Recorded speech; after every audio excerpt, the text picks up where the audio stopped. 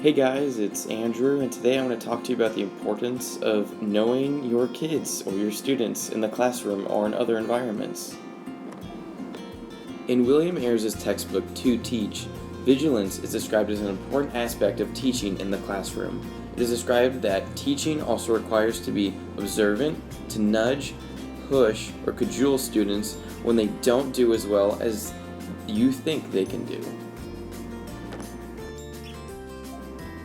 In my experience, when I was 11 years old, I joined my Boy Scout troop, and we went to a summer campout in the middle of the desert, and I wasn't sure what to make of it, especially because I was the senior patrol leader, meaning I was in charge of all of the Boy Scouts, and most of them were much older than I was.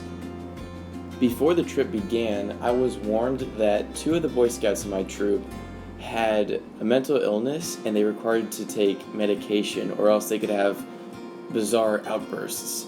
And I did not think anything of this on the outset, but unfortunately, when we got to camp, everything was running smoothly, super smoothly, until the very last day when the 2 little scouts forgot to take their medicine. On the last day of our trip, right in the middle of the desert, out of nowhere came a massive rainstorm.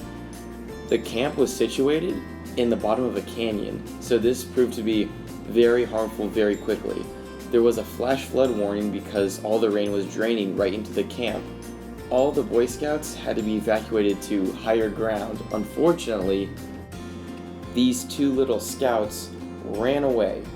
They started running down the canyon, down these slippery rocks, towards this newly formed rushing river, and it was my responsibility to make sure that they were safe.